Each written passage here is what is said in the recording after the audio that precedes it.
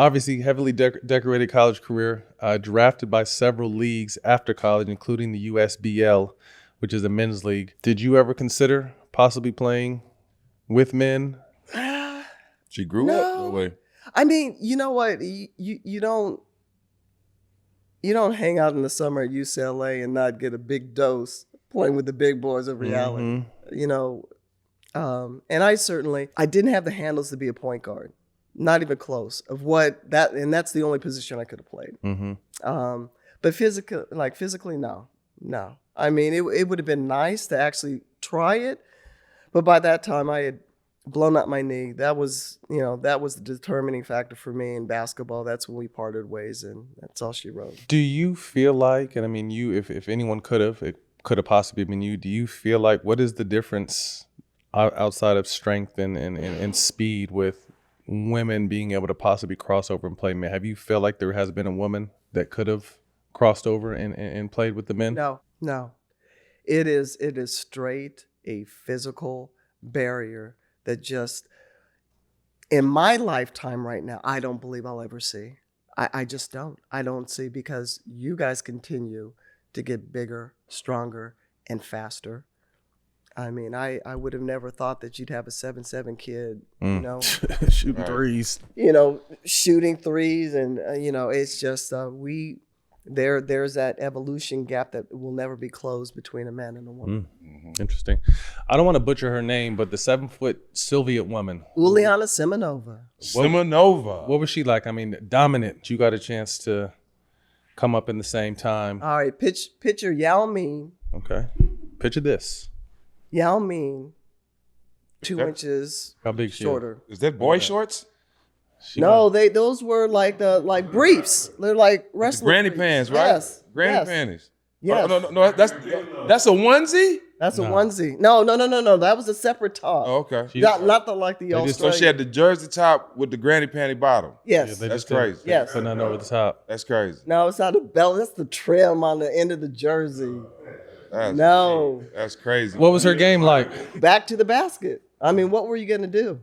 Right. Didn't have, obviously wasn't tremendous foot speed, but at 7'2", and could get up the floor, but all she had to do was get down the floor anywhere and on the block, and it's a wrap. Yeah. It's a wrap. Trying to get past her in the middle, it's a wrap. What the Soviet team was so great at, you had 80-year-old women who had played together since they were in cribs, coming out of the cribs. So you had a professional team for dang near close to 50 years. And it was a stranglehold on international basketball.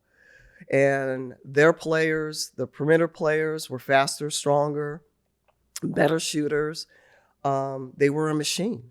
And then you put that in the middle, they were unbeatable. This episode is brought to you by Boost Mobile. Boost Mobile is now a legit nationwide 5G network. I know we stay joking, but let me take a second to put on my serious voice. Because this isn't a joking matter. Me personally, I would never joke about a 5G network that has invested billions in building 5G towers across the country. Me neither. Not even once. Me neither.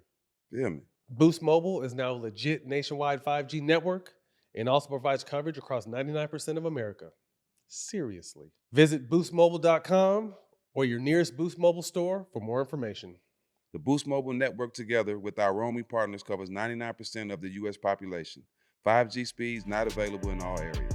1982, the first woman ever to dunk. I don't know On record, we did a lot of research there's in an organized game. So you we got to stop you now. You gonna take your flowers from us because you've been trying to deny them and weave them and all that. You gonna sit here and take your flowers from us today? No, I'm just trying to. You gonna take them? Look, because you guys, they'll fact check. Yeah, we do a lot of research. They'll fact check me. We do a lot of research. But there's Georgiana Wells. Dylan, see? Georgiana Wells, I believe, was the first recorded player. Is that in the game or just in general? In the game. Oh, really? In the game. Okay. Georgiana Wells. Go ahead. Here, we'll Google it. Well, what did that mean to you that day, in that moment, to put a dunk down in the game? Extra bats of Kool-Aid, baby. Yeah. Extra sugar? Most sips, huh? Was it adrenaline? It was a take flight. There were dunks, but they weren't considered dunks where I would get a tip dunk. because she just pushed the ball in. And, back then it was like, she just pushed the ball. No, It was a dunk. Tip dunk. And then my dad said, you do know you dunked that. I said, but they said I pushed it in. He's like, no. Here you go. No way. Here you go. But once it was a breakaway still, and it was one of those. You guys have been on those floors. There's something about a floor where Springy. Super bouncy. Woo! Stanford used to have a springy. Yeah, Stanford. Yeah. Oh That's man, Sacramento court to me. No, it's Stanford. No, Sacramento. Saxo. Sacramento was like that. Yeah, Yeah, to me. no, Stanford used to have a springy floor. Man, Stanford, you could, yeah. Mhm. But as soon as I got that steal and I hit the free throw line, I crossed over and I took off where I know. I'm like, okay. I'm up here. Like, hey! Bam! It hit it. That's And I landed and I started running back and all my teammates are running over and we're high-fiving and stuff. And the official, I look back and the official's taking the ball in the net and he's just standing there like, Did this just it happen? just happened. he's like, what the? And I was like, That's me. that's me, baby. That's me.